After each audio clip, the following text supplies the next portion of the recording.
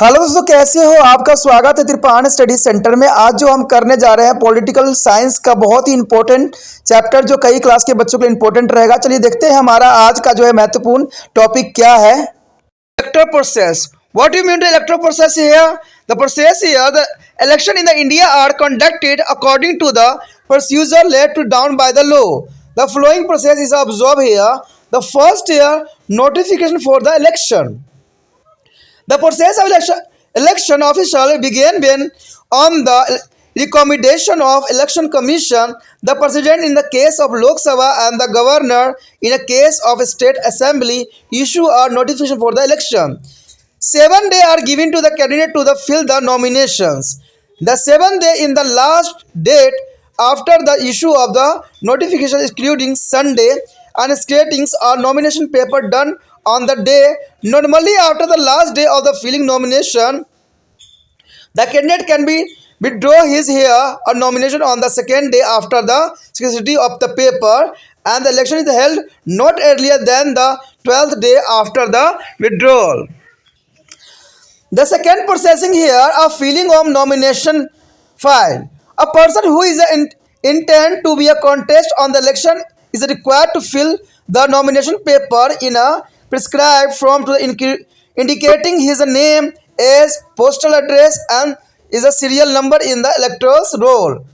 The candidate is required to a dual purpose and the second date by at the least 2 voters registered in their concerned the constituency.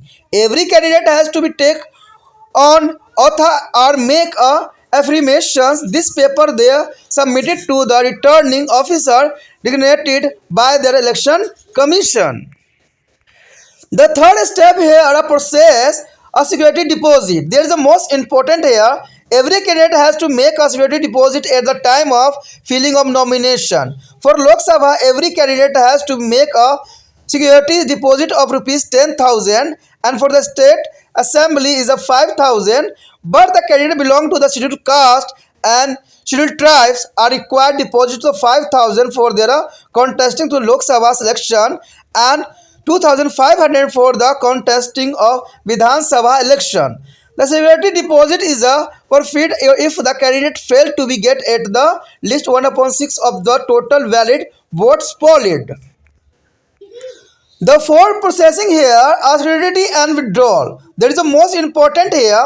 All the nomination is a paper received by the returning officer or screening on the day fixed by the election commission. This is done to ensure that all papers are filled according to their procedure, laid down and accompanied by the required security deposit. The returning officer is empowered to reject a nomination paper of any of the following ground. That is the most important. If the candidate is a less than 25-year age, and if he she not made a security deposit, and if he she is holding any office of profit, and he she is not listed as a voter anywhere in the country. The second day after the scrutiny of the nomination paper is the last date for the withdrawal of the candidate. In case that happen to be a holiday or Sunday, there immediately after that is a fixed at the last day for the withdrawal. The next here is the fifth point is the process election campaigns. The election campaigns in their process, which is the candidate try to the persuade their voter to vote for him and other than to the other. During this period, the candidate try to travel through their constituency influence as many voters as possible to the vote in their favor. In the recent time, the Election Commission has granted all the recognized national and regional parties free access for the state available election media and the All India Radio, and there is a Doordarshan to do there is a companies. There is a total free time to fix the election commission, which is allowed to the all the political party. The commission is a stop for 48 hours before the day of the polling. A number of commission techniques are involved in the election process. Some these are here. The first year is the holding of public meeting, and second year distribution of handbills highlighting the main issue of the elections manifesto. Election manifesto is a document issued by the political party, and it is a declaration of policy and the program of the party concerned about this. You will be read by the lesson 19. Their next lesson here. And third point here, the door-to-door appeal by the influential people in the party. And the next broadcasting and telecasting of speech by the various political leader. The sixth process here is the most important process, the model code of conduct. The model code of conduct here is the most important. During the campaigns is a period the political party and contesting candidate are expected to the awarded by their a model code of conduct involved by the Election Commission of India on the basis of the consensus of among to the political party. It's come into force the moment and schedule an election to the announced by the Election Commission. The code of conduct is the following. The first code here, a political party and contesting candidate should not use a religion place for elections campaign, and such a speech should not be delivered in a way to the create a hatred among to the different community belonging to different religion, caste and language. And next year, officially machineries should not be used for the election work. And next year, no new grant can be established, no new schedule teams are projected can be started once an election date are announced. And the next year, one cannot be misuse mass media for the petition is coverage. The seventh process here is creations of expansion. Through the Election Commission is a provide free access for the unlimited time to all the recognized or national and state party for their conventions. This does not be mean that is a political party do the not be spend anything on their election campaigns, and their political party and candidate is a contesting elections spend large sum amount on their election campaigns. And however there is election commissions has a power to the scrutinize the election expense the incurred by a candidate. There is a ceilings on the expension to be incurred in the parliamentaries as well as the state assembly election. Every candidate is required to the fill on amount of the election expense within the 45 day of declaration of result. In case of default or if the candidate has incurred expense more than to the prescribed limit, the election commission can appreciate of action and the candidate elected may be disqualified and his election may be is a countermanded. The next process here, 8 here, of polling, counting and declaration of result. There is a next processing. In order to conduct a polling, large number of polling booths are set up to the each constituency. Each booth is a place under to the charge of presiding officer with the polling officer to be help this process. A voters is a cast is here is a vote secretly in so and so that is a note person come to now of the choose he she is mad if he now to the secret wallet. After the polling is over, wallet box and shielded in the presence of agent of candidate. An agent ensure that no voter is denied right to the vote provided the vote turn up to come within the prescribed time limit. The next processing here, electronic voting machines, EVM. There is the most important. The Election Commission has start issue using to the temper proof of electronic voting machinery to ensure a free and fair election. Each machine has to name the symbol of candidate in the constituency. One electronic voting machines here, EVMs can be accommodate a maximum 16 candidate. But if the number exceed of 16, then more than one EVM may be used. If the number of candidates is very large, the ballot paper may be used. The voter has to press the appreciate button to the vote for the candidate of his year choose.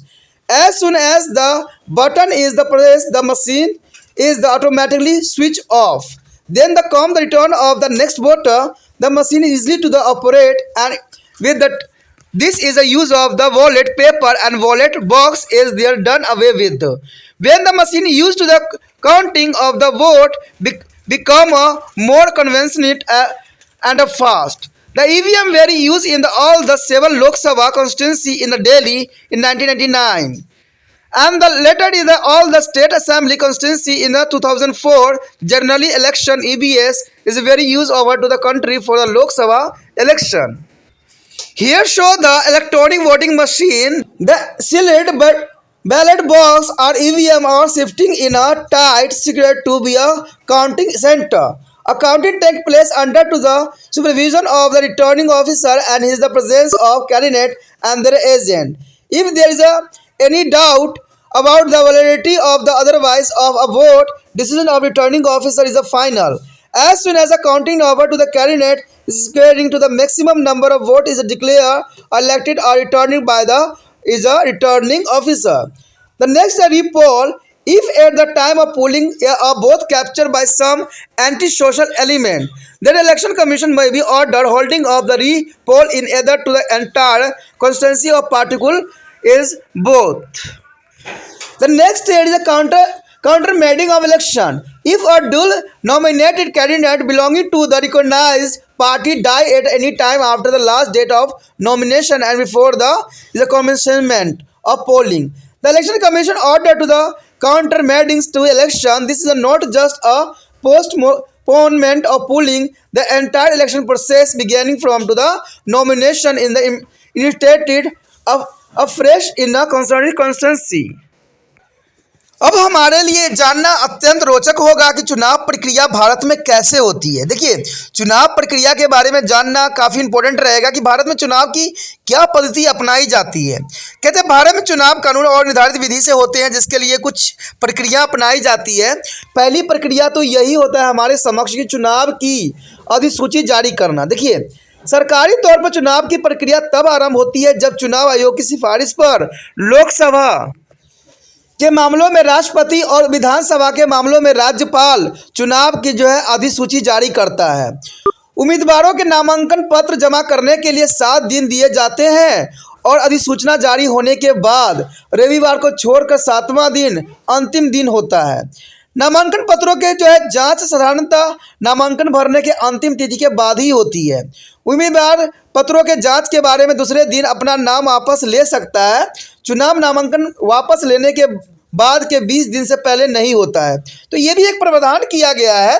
अगर हम अगली point की बात करें तो नामांकन भरने की विषय होती है। देखिए, दूसरी बात यही आता है कि हम नामांकन कैसे भरें।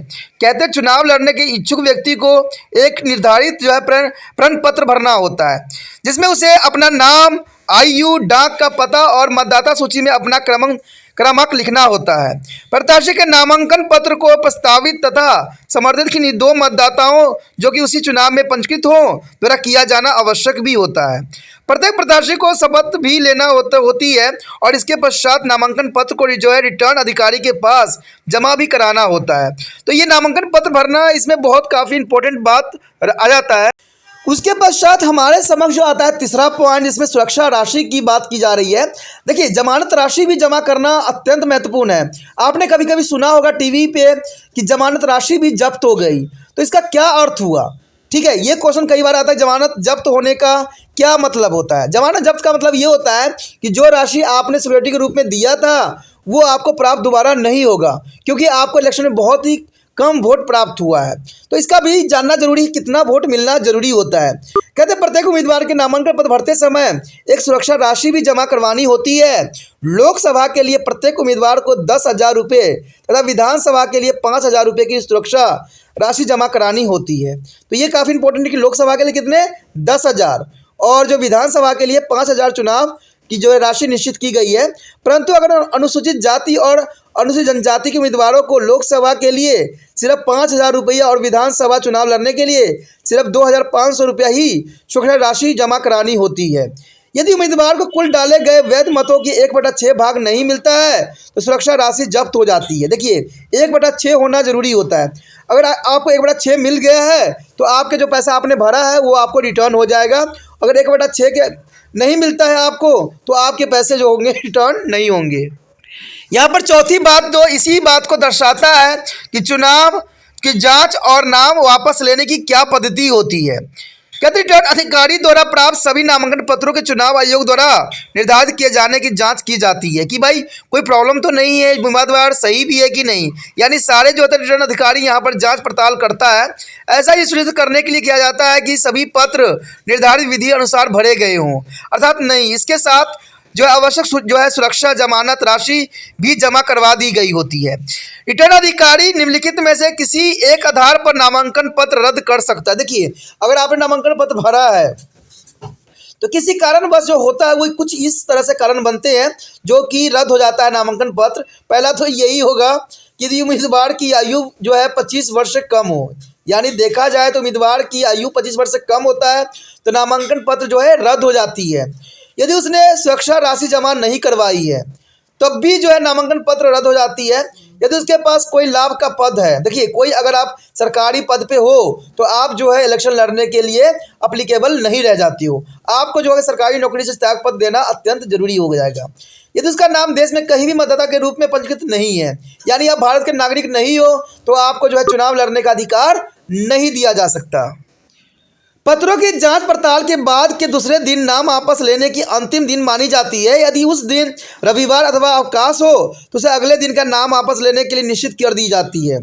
तो ये बहुत काफ़ी ज़रूरी होता है। अगर मान लीजिए आपको पार्टिसिपेट नहीं करना है इलेक्शन में तो ये अंतिम दिन होता है, दूसरा दिन, जहाँ पर आप अपना नाम जो है वापस ले सकते हो। अगर आप वापस नाम नहीं लोगे तो आपको इलेक्शन लड़ना ही पड़ेगा। उसके पश्चात जो है अगला पॉइंट है चुनाव प्रचार अभियान। देखिए, चुनाव प्रचार अभियान तभी से स्टार्ट होता है जब आप नामांकन पत्र भर देते हो। चुनाव प्रचार वह प्रक्रिया है जिसके माध्यम से कोई उम्मीदवार मतदाताओं के किसी अन्य के स्थान पर स्वयं उसे ही मत देने के लिए प्रेरित करता है। इस अवधि में उम्मीदवार अपने क्षेत्र में यथासंभव अधिक से अधिक मतदाताओं को अपने पक्ष में मतदान करने हेतु प्रभावित करने के लिए यात्रा करते हैं। ये तो आपने जनरली देखा ही होगा, उनके जो प्रचार चलता रहता है।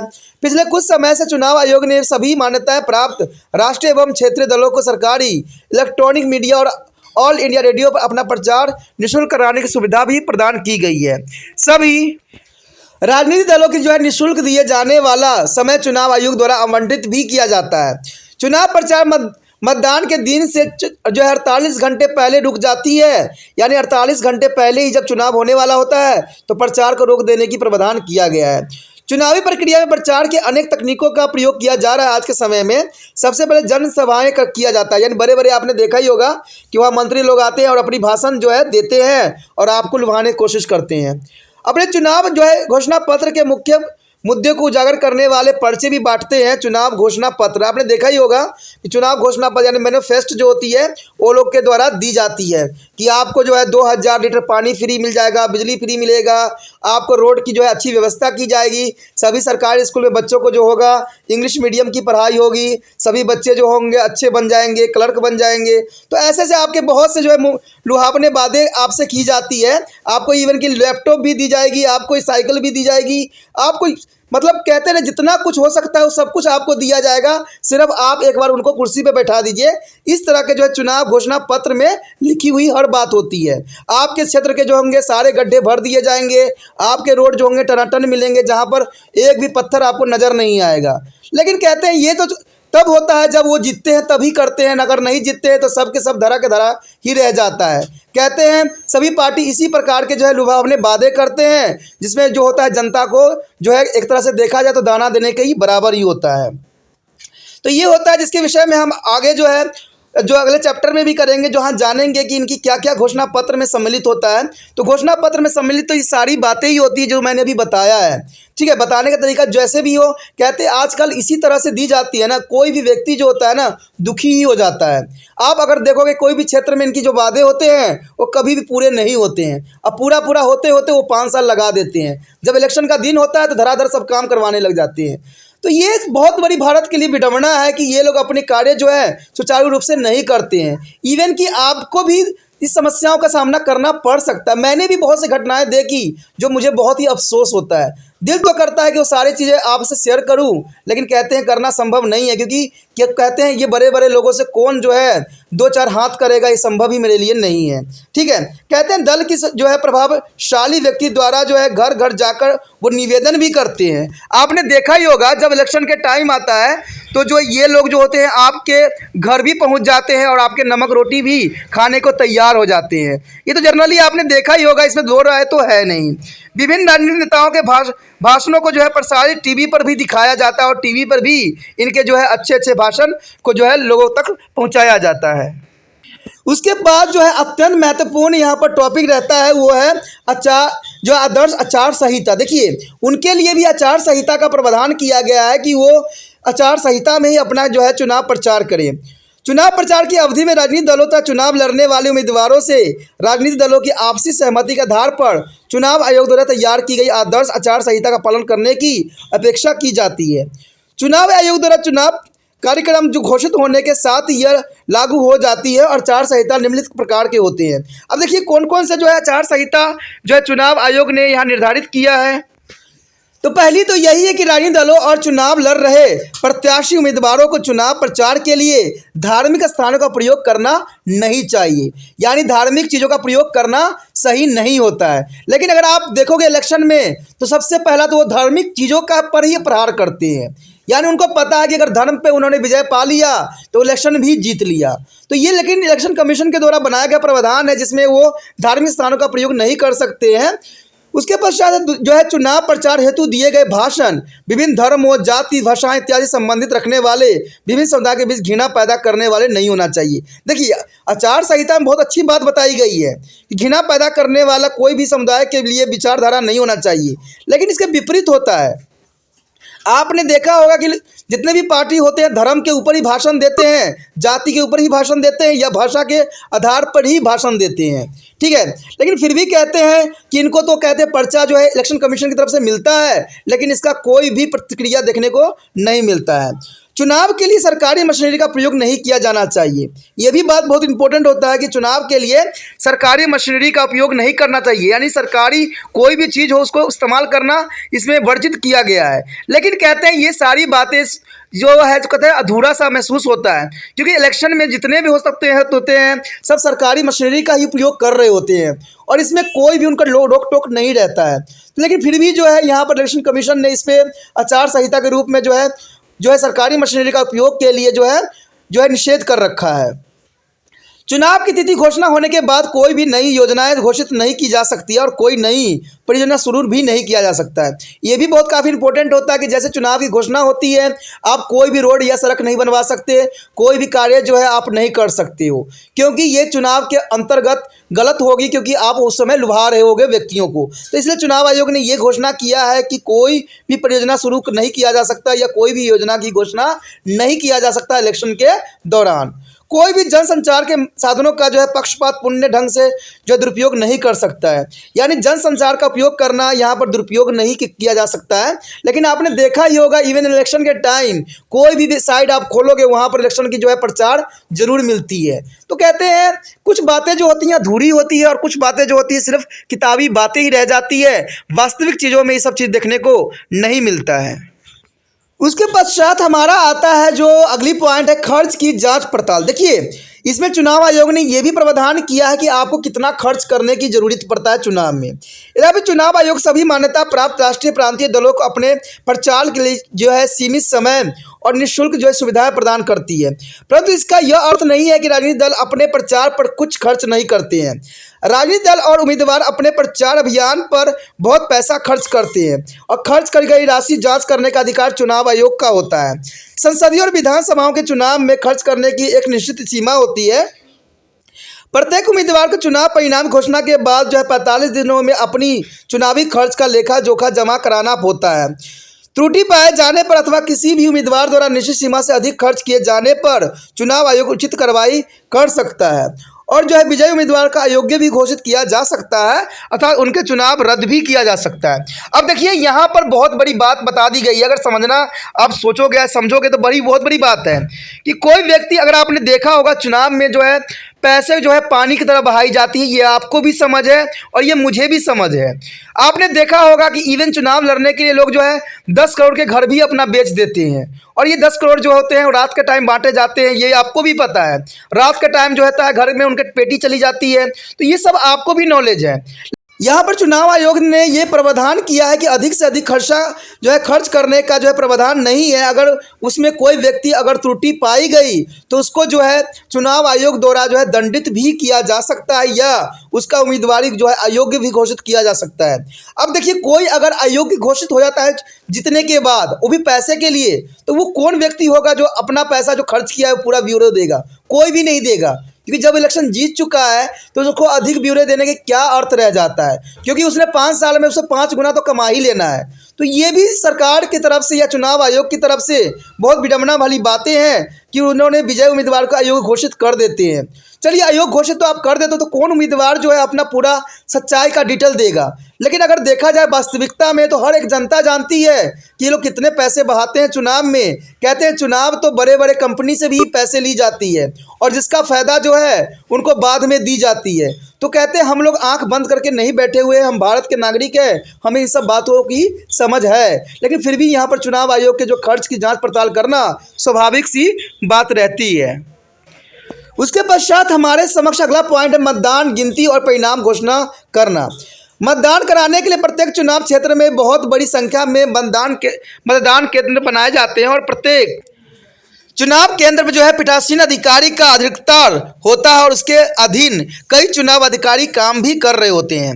मतदाता गुप्त रूप से एक कक्ष में मतदान करता है, ताकि कोई अन्य व्यक्ति न जा पाए कि उसके किसके पक्ष में मतदान किया है। इसे गुप्त मतदान भी कहा जाता है। कई बार एग्जाम में आ जाता है गुप्त मतदान क्या होता है, तो आप देखोगे कि हम कोई भी मतदाता होता है वो गुप्त ही मतदान करता है। मतदान के उपयुक्त जो है मत पेटियों की जो है उम्मीदवारों के एजेंटों की उपस्थिति में सील भी किया जाता है, और एजेंट यह सुनिश्चित करते हैं कि किसी मतदाता को जो है मतदान के अधिकार से वंचित नहीं किया गया। शर्त यह है कि मतदाता निर्धारित समय सीमा में मतदान के लिए आए, तो ये काफ़ी अच्छा रहता है, तभी जो है मतदान कर सकता है। उसके पश्चात हमारा जो है बहुत इंपॉर्टेंट टॉपिक आया है इलेक्ट्रॉनिक वोटिंग मशीन। देखिए, ईवीएम के बारे में जानना अति रोचक होगा कि ईवीएम जो है कैसे आया और इसका क्या प्रावधान है, और इससे हमें क्या जो है सुविधाएं मिल रही है। कहते हैं चुनाव आयोग ने स्वतंत्र और निष्पक्ष चुनाव सुनिश्चित कराने के लिए जो है छेड़छाड़ से मुक्त इलेक्ट्रॉनिक वोटिंग मशीन का प्रयोग किया है। प्रत्येक मशीन में एक क्षेत्र से सभी उम्मीदवारों के नाम और चुनाव चिन्ह होते हैं, और एक मशीन में अधिकतम 16 उम्मीदवार के नाम आ सकते हैं। यानी एक मशीन में केवल 16 उम्मीदवार के नाम ही आते हैं। यदि संख्या जो है 16 से अधिक हो जाए, बढ़ जाए, तो एक से अधिक मशीन का उपयोग किया जा सकता है। यदि उम्मीदवारों की संख्या बहुत अधिक हो तो जो है मतपत्र द्वारा प्रयोग किया जा सकता है।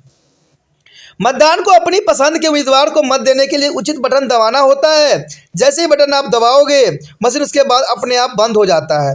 तब दूसरे मतदान की बारी आती है। मशीन द्वारा काम करवाना आसान है, और उसके प्रयोग में मत पत्रों की जो है मत पेटियों का प्रयोग नहीं किया जा सकता है। अब गिनती करना बहुत आसान और तेज होती है। कहते हैं 1999 में दिल्ली लोकसभा के 7 सीटों के चुनाव के लिए वोटिंग मशीन का उपयोग किया गया था, और बाद में विधानसभा के चुनाव में भी इसका प्रयोग किया गया। 2004 में लोकसभा चुनाव में पूरे देश में जो है इलेक्ट्रॉनिक मशीनों का प्रयोग किया गया। सील की गई जो है मत पेटियों अथवा मशीनों को जो है समुचित सुरक्षा के बीच मतगणना केंद्र पर लगाया जाता है। जो है मतगणना जो है रिटर्निंग अधिकारी के रेख में तथा उम्मीदवार अथवा उसके एजेंटों की उपस्थिति में की जाती है। यदि किसी मत अथवा उसकी वैधता पर कोई संदेह हो तो रिटर्निंग अधिकारी का निर्णय अंतिम माना जाता है। जैसे ही गिनती पूरी हो जाती है तो सबसे अधिक मत प्राप्त करने वाले उम्मीदवार को रिटर्निंग अधिकारी निर्वाचित घोषित कर दिया जाता है। अगर आपने मत भी डाला होगा तो इलेक्ट्रॉनिक वोटिंग मशीन जो होती है कुछ इस प्रकार की दिखती है, जो कि बहुत सुविधाजनक बना दिया गया है, और ये बनाना काफ़ी आसान भी और इस इलेक्शन कराना भी काफ़ी सरल हो गया है।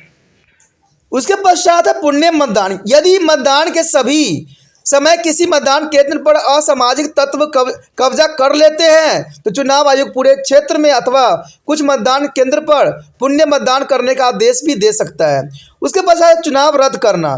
यदि किसी मान्यता प्राप्त राजनीतिक दल के सही ढंग से नामांकित उम्मीदवार की नामांकन की अंतिम तिथि के बाद और मतदान शुरू होने से पूर्व मृत्यु हो जाता है तो चुनाव आयोग चुनाव रद्द करने का आदेश देता है। यह केवल चुनाव स्थगन ही नहीं होता है, अतुल जो है संबंधित क्षेत्र के लिए पूरी चुनावी प्रक्रिया नामांकन से लेकर मतदान तक नए सिरे से दोहराया जाता है। दोस्तों, ये चुनाव करवाने की प्रक्रिया और चुनाव में जो जो रूल रेगुलेशन अपनाई गई बहुत ही सुचारू और सुलझी हुई है, लेकिन फिर भी जो हमारे देश में बहुत सी गड़बड़ी होती रहती है जो आप आए दिन टीवी में देखते ही रहते हो। लेकिन फिर भी ये हमारे लिए ज़रूरी है कि हम जानें कि कितने इंपॉर्टेंट ये सब बातें रहती है हमारे लिए। ठीक है, इसी के साथ हमारा ये टॉपिक खत्म हो जाता है। आगे का टॉपिक अत्यंत महत्वपूर्ण है, तो अगला टॉपिक देखना मत भूलना, जिससे और भी आपको जो है इन्फॉर्मेशन प्राप्त होगा। ठीक है, अगर आपको अच्छा लगा तो लाइक शेयर सब्सक्राइब जरूर करना। ठीक है, इसमें से दो बातें काफ़ी इंपॉर्टेंट रहता है। पहली बात यह कि दूसरे बच्चे तक भी इस वीडियो को पहुंचाना है, इसके लिए आपको जो है व्हाट्सएप स्टेटस पे इसको लगाना है।